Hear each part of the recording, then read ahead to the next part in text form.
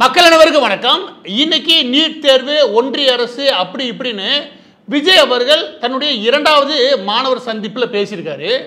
இந்த நிலைமையில் 4 நாட்களுக்கு முன்னாடி அதிகார வட்டத்தில் நாங்கள் பேசும்போது என்ன கேட்டுக்கிட்டோம் அப்படின்னா, ஏங்க இப்போ ஓப்பனாக தான் அவர் திமுக அரசாங்கத்தை எதிர்த்து தான் பேசுகிறாரு. அது போன முறை 28 சந்திச்சார் இல்லையா, அந்த முறை ஓப்பனாகவே திமுக அரசாங்கத்தை எதிர்த்து முக்கியமாக பெரிய கஞ்சா புழக்கம் இருக்குது, பெரிய கள்ளச்சாராய புழக்கம் இருக்குது, இந்த விஷயத்தை எடுத்து பேசியிருக்காரு. இதன் மூலமாக இந்த திமுக அரசாங்கம் என்ன விதமாக நினைக்குது, அவர் அடுத்த கட்ட நடவடிக்கை என்ன அப்படின்னா, அப்போ அதிகார வட்டத்தில் கூட ஒரு விஷயம் சொன்னாங்க. அது என்ன அப்படின்னா, திமுகவை பொறுத்த வரைக்கும் யாரையும் சகிச்சு போக தயார், ஆனால் இந்த நடிகர் இருக்காங்க இவங்க தன் கட்டுப்பாட்டில் வச்சுக்கிறதுக்கு எப்பவுமே விரும்பக்கூடிய கட்சி. ஏன்னா இது எல்லா காலமும் இந்த நடிகர்னாலே ஒரு தலைவலியை சந்திச்ச கட்சி. அதனால நடிகர்களை பொறுத்த வரைக்கும் ரொம்ப சென்சிட்டிவா அணுகக்கூடிய கட்சி திமுக, முக்கியமாக கருணாநிதி அவர்களுடைய குடும்பம். இதுல நேரடியாக விஜய் அவர்கள் ஒரு தமிழக முன்னேற்ற கழகத்தினுடைய கட்சி தலைவர் என்ற பேர்ல தான் அவர் திமுக அரசாங்கத்தை தாக்கி பேசியிருக்காரு. எனவே அதற்கு பதிலடி கொடுக்காம இருக்க மாட்டாங்க. அப்ப அந்த அதிகாரிகள்ட்டையும் சரி மற்ற மீடியா பர்சன்டே உட்கார்ந்து பேசும்போது என்ன நம்ம கேட்டோம் அப்படின்னா, இப்ப விஜய் திமுக எதிர்த்து பேசிட்டாரு, என்ன விதமான நடவடிக்கைகள் இவங்க ஈடுபடுறதுக்கான வாய்ப்புகள் உண்டு, அது எல்லாத்தையுமே நாங்க அனலைசிஸ் பண்ணோம்.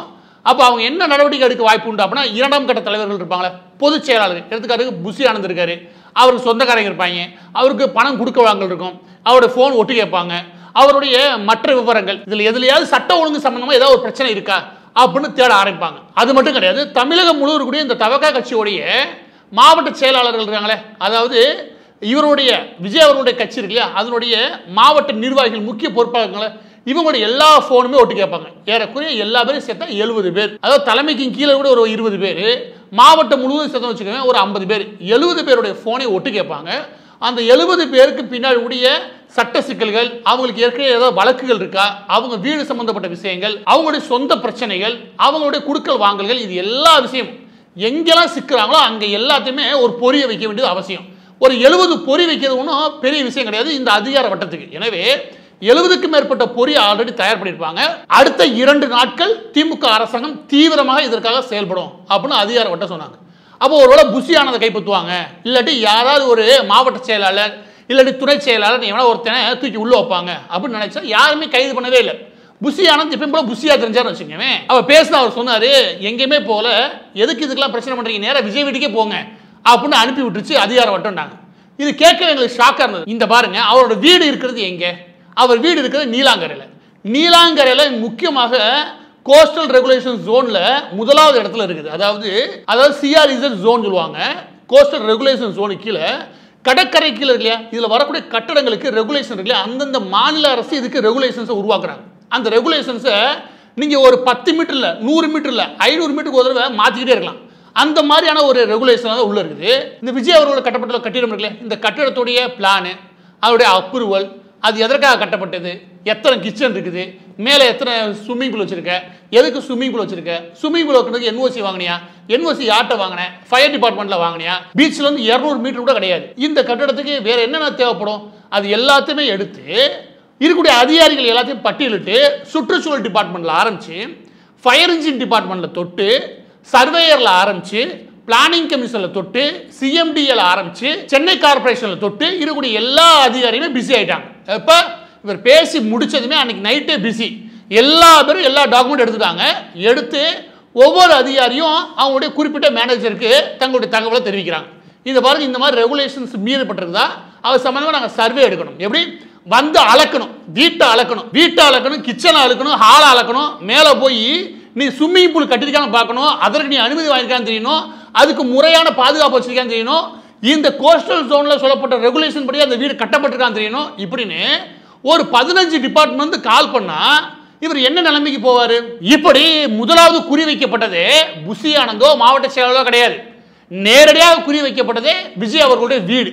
விஜய் அவர்களுடைய வீட்டின் ஏதாவது ஒரு பகுதியை இடிச்சு தள்ளணும், விஜய் அவர்களுடைய வீடை ஏதாவது ஒரு பகுதியில் கையை வைக்க முடியும், இடிக்கவும் முடியும். அதுக்கான போதுமான அளவுக்கு இங்க சட்ட பிரச்சனைகள் இருக்கானா இருக்கு. அதுக்கு யாரு இந்த அரசாங்கமே நேரடியாக தலையிட அவசியம் கிடையாது. யாரா பொதுநல வழக்கு, அந்த வழக்கு, இந்த வழக்குன்னு போட்டு அதன் பேர்ல இதை இடிக்க முடியுமா? இடிக்க முடியும். 120 கோடியில் ஒரு வீடை கட்டிட்டு அதை யாரையா இடிக்க விட்டுட்டு விஜய் வேடிக்கை பார்த்தாருன்னு வச்சுக்குவேன், அவர் மனநிலை என்னவா இருக்கும்? ஏற்கனவே இது நடந்திருக்கு யாருக்கு? விஜயகாந்துக்கு. விஜயகாந்தனுடைய பாதி மண்டபத்தை அப்படியே ஒட்டுமொத்தம் வலிச்சிட்டு போச்சு இந்த கவர்மெண்ட். யாரு? திமுக கவர்மெண்ட் தான். அப்ப அவரை கதற விட்டுச்சா? சென்னைக்குள்ள கோயம்பேடு பக்கத்துல கூடிய அந்த கட்டடத்துக்கே இந்த பிரச்சனைனா வசதியா பீச்சில் உட்கார்ந்துருக்காரு. இவருக்கு ஏகப்பட்ட பிரச்சனைகளையும் குடைச்சல்களையும் இந்த திமுக அரசாங்கத்தால் கொடுக்க முடியும். ஏன்னா அதிகார வட்டம்ன்றது சாதாரணப்பட்டது கிடையாது, அதிகாரிகளுடைய பலம்ன்றது சாதாரணப்பட்டது கிடையாது. இங்கே சர்வேயரை அனுப்புனா கூட அவர் வீட்டை திறந்து விடணும், அங்கே அளந்தே தான் தீரணும். எனவே இந்த அதிகார வட்டம் நேரடியாக கையை வச்சதாக அறியப்படுறது என்ன அப்படின்னா, விஜய் அவர்களுடைய நீலாங்கரை வீடு இருக்கு, அந்த வீட்டு மேலே கையை வைக்கிறது. விஜய் மட்டும் கட்டியிருக்காரு, ஏகப்பட்ட பேர் வீடு கட்டியிருக்காங்க. இந்த பாருங்க, அரசாங்கத்தை பொறுத்த வரைக்கும் சட்டத்தை பொறுத்த வரைக்கும் என்ன விஷயம் அப்படின்னா, உன் பிரச்சனை என்ன அதை தூக்கிட்டு வா. ஊர் பிரச்சனை அது பொதுநல வழக்கா போ. எப்படி பொதுநல வழக்கா போய் வேணா வா. ஆனா இடிக்கப்பட்டது தானே. 120 கோடியில் ஒரு பகுதியை இடிச்சு விட்டுட்டா இடிச்சது தானே. அதுக்கப்புறம் நீ வழக்க சந்தி அதை பண்ணு இதை பண்ணு. விஜயகாந்த் பண்ணாததா? விஜயகாந்த் அவர்களுடைய கட்டிடம் 100% யாராலும் இடிக்க வேண்டிய தேவையே இல்லாம முறையா கட்டப்பட்ட இடம், அது முழு அனுமதியும் கிடைக்கக்கூடிய இடம். ஆனா இவருக்கு கோஸ்டல் ரெகுலேஷன் ஜோன் 1 2 3 கிடையாது. கோஸ்டல் ரெகுலேஷன் ஜோன்ல 1ல இருக்காரு. அதுவும் பீச்சில் இருந்து வெறும் 200 மீட்டர்ல. அதே நீலாங்கரை பகுதியில் கேஷுவனா டிரைவ்ல தான் அந்த அரசியல்வாதி இருக்காரு, இந்த அரசியல்வாதி இருக்காரு, இந்த திரைப்பட தயாரிப்பாளர் இருக்காருன்னு சொல்லலாம். ஆனா அவங்களுக்குலாம் பிரச்சனை பண்ணாதா? இவருக்கு மட்டும் பிரச்சனை பண்ணுவாங்கன்னா, இவர் அரசியல் கட்சி ஆரம்பிச்சார்ல. நீங்க அரசியல் கட்சி ஆரம்பிச்சு நீங்க குடைச்சல் கொடுத்தீங்கன்னா உங்களுக்கு என்ன குடைச்சல் கொடுக்கணுமோ அதுதானே அது கொடுக்கும். அப்ப இதுக்காக நீதிமன்றத்தை ஏறி நீங்க நீதி தேடிக்கோங்க. அப்படிதான் இந்த அரசாங்கம் கையாளும். எனவே முதலாவது எடுத்ததுமே இந்த தவகா கட்சியோடைய பொதுச் செயலாளர் கூடிய புஷி ஆனந்த் இருக்கார் இல்லையா, அவரையும் விட்டாச்சு, மாவட்டத்தில் விட்டாச்சு, எல்லாத்தையுமே கணக்கில் எடுத்து வச்சிட்டாங்க. அந்த இன்டெலிஜென்ஸ் ஓரமாக வச்சுட்டு அந்த கட்சியோட தலைவர் யார்ப்பா? விஜய் தானே, அவர் மேலே கையை வை, அவர் வீட்டு மேலே கையை வைப்போம் அப்படின்னு நீங்கள் அதிகார வட்டத்திலிருந்து ஒரு ப்ரெஷர் போனதுமே இப்போ இந்த ஆளும் அரசாங்கம் தன்னிடம் என்ன எதிர்பார்க்குதுன்னு அவர் கேட்க வருவார மாட்டாரா? 120 கோடி சொத்தை உடச்சி எடுத்துட்டு போனான், பாதிக்கு பாதியாக உடச்சி விட்டான்னு வச்சுக்கோங்க. எந்த ரசிகர் செங்கல் வச்சு கட்டி கொடுப்பேன்? ரசிகன்றது ஒரு 4 இடத்துல கத்துவாங்க, சமூக வலைதளங்களை கத்துவாங்க. நாளை கழிச்சு ஏதாவது நடிகை வச்சு கிளப்பிட்டு வச்சுக்கவே இந்த பிரச்சனை அமர்ந்துடும். காலங்காலமா 1008 பிரச்சனை டைவர்ட் பண்ணுவீங்க இந்த திமுக காரங்க. இதை அமர்த்த தெரியாதா? இதெல்லாம் தாராளமா அமர்த்தலாம். எனவே பிரச்சனையை கிளப்பி விட்டோம்னா அதை அவர் மட்டும் தான் பார்க்கணும். இந்த விஷயம் விஜய் அவர்களுக்கு நல்லாவே தெரியும். அப்ப என்ன நடக்கிறதுக்கான வாய்ப்புகள் உண்டு அப்படின்னு நம்ம கேட்டப்ப மீண்டும் கிடைச்ச விஷயம் என்ன அப்படின்னா, இப்ப இன்னைய தேதியில கரெக்டா தேதி அறிவிக்குது. இந்த தேதியில நாங்க நீட்டுக்கு எதிராக ஒரு முக்கியமான போராட்டத்தை தமிழகம் முழுவதும் நடத்த போறோம். யாரு? திமுக. அந்த நீட் சார்பாக அவர் பேசணும். ஒன்று அவர் நீட்டை பற்றி பேசணும், இன்னொன்று மத்திய அரசு எதிர்த்து அது ஒன்றிய அரசு நீங்கள் தெரிவிக்கணும், மூன்றாவது கல்வி திட்டங்கள் இருக்குல்ல இதில் ஏதாவது ஒன்று பேசணும். இந்த மூணுமே மத்திய அரசுக்கு எதிராக பேசணும். மிக முக்கியமாக விஜய் அவர்கள் செய்ய வேண்டிய வேலை என்ன அப்படின்னா, மாநில அரசு சட்டமன்றத்தில் உருவாக்கிச்சு பாருங்க ஒரு தீர்மானம், எது நீட்டுக்கு எதிரான தீர்மானம், அந்த தீர்மானத்தை வரவேற்கணும். இதுதான் இங்கே ஆளும் அரசாங்கம் விஜய் அவர்களுக்கு கொடுத்த அழுத்தம். பேசலன்னா அடுத்த கட்ட நடவடிக்கையை நாங்கள் பார்க்க ஆரம்பிக்கிறோம், நீ சட்ட ரீதியான நடவடிக்கை நீ பார்த்துக்கோ, ஆல் தி பெஸ்ட். இதன் வழியாக விஜய் அவர்களுடைய மேனேஜர் இல்லாட்டி நெருங்கின வட்டத்தை யார் யாரெல்லாம் மீட் பண்ணாங்க, இல்லை யார் யாரெல்லாம் தொடர்பு கொண்டாங்கன்னா, சிஎம்டிஏவுடைய உயர் அதிகாரிகள், அதுக்கப்புறம் சென்னை கார்பரேஷனுடைய மிக முக்கியமான அதிகாரிகள், முக்கியமாக இந்த டவுன் பிளானிங் இருக்கு இல்லையா அந்த டிபார்ட்மெண்ட், அதுக்கப்புறம் லைசன்ஸ் சர்வேயர், இந்த பிளானுக்கான லைசன்ஸ் சர்வே சர்வேஸ் இருப்பாங்களா, அதுக்கு கீழே AWE, அதுக்கப்புறம் எக்ஸிக்யூட்டிவ் இன்ஜினியர்ஸ், அதுக்கப்புறம் NOC, அந்த குறிப்பிட்ட பிளானுக்கு NOC கொடுத்த, அந்த குறிப்பிட்ட கட்டிடத்துக்கு NOC கொடுத்த மிக முக்கியமான 2 டிபார்ட்மெண்ட், அதில் டிசாஸ்டர் மேனேஜ்மெண்ட் டிபார்ட்மெண்ட் வருது, அதுக்கப்புறம் ஃபயர் அண்ட் ரெஸ்க்யூ டிபார்ட்மெண்ட் இல்லையா இந்த டிபார்ட்மெண்ட், இதோட NOC, அதுக்கப்புறம் CRI டிபார்ட்மெண்ட், அதுக்கப்புறம் அதோட பவுண்டரி எஃப்ல அளக்கிறதுக்கு தனியாக சர்வேயர்ஸ், இவங்க எல்லா பேரும் சுமார் 12க்கும் மேற்பட்ட அதிகாரிகள் இவங்க தொடர்பு கொண்டிருக்காங்க. இதுதான் விஜய் அவர்களை ஆட்டம் காண வச்சிருக்கு. இதுல மீண்டும் மீண்டும் தெளிவுபடுத்த வேண்டிய விஷயம் என்னன்னா, மற்றவங்களா வீடு கட்டியிருக்காங்க, இப்படி போகவே முடியாது. இந்த மாதிரி தான் விஜயகாந்த் அவர்கள் சொல்லி பார்த்தாரு. அப்படிலாம் சட்டம் பார்க்காது, சட்டத்தை பொறுத்தவரைக்கும் குறிப்பிட்ட ஓம் பிரச்சனை எடுத்துருவா, இல்லாட்டி ஒட்டுமொத்த பிரச்சனை அது பொதுநல வழக்கா கொண்டு போகும். இந்த நிலையில் விஜய் அவர்களுக்கு வேற ஆப்ஷனே கிடையாது. இதுவா அப்படிலாம் கிடையாது.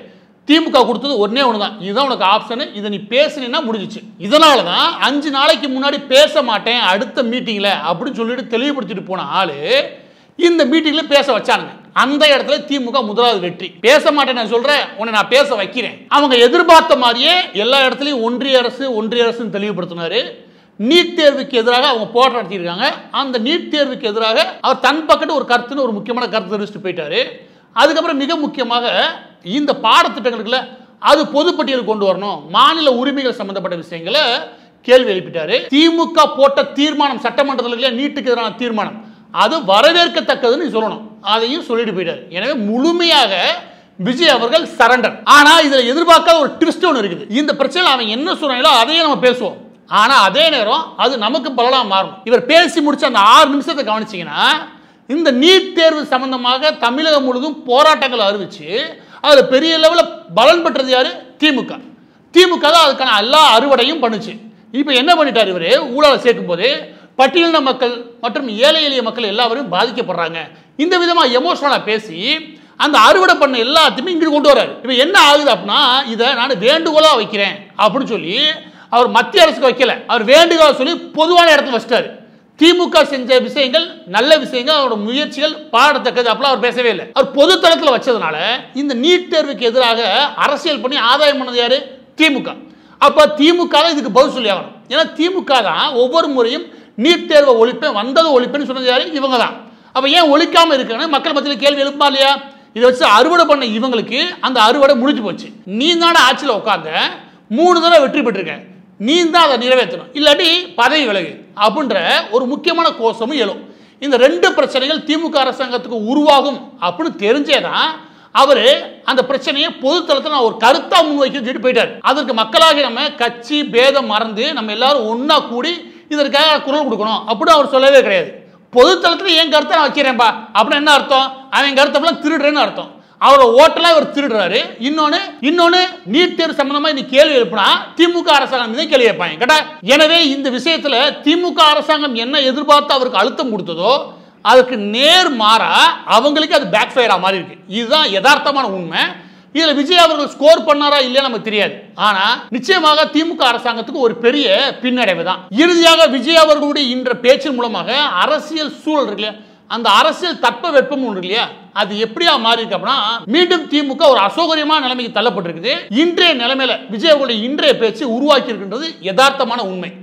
இதற்கு அப்புறம் திமுக அரசாங்கம் என்ன விதமான அழுத்தம் கொடுக்கறதுக்கான வாய்ப்புகள் உண்டு அப்படின்னா, ஒரு வலதுகை இடதுகை திரையில இவங்க முடக்கணும், அதுக்கப்புறம் மாவட்ட ஃபுல்லும் இருக்கக்கூடிய எல்லா பேரும் முடக்கணும். இதற்காக ஆல்ரெடி பட்டியல் தயார். எனவே தபகா கட்சியுடைய மாவட்ட செயலாளர்கள், மாவட்ட நிர்வாகிகள், மாநில நிர்வாகிகள் எல்லாரும் நான் சொல்லிக்கிறேன் அப்படின்னா, ஆனா உங்களுக்கான எல்லா பிரச்சனைகளும் இன்னைக்கு அரசியலாக்கப்படும்.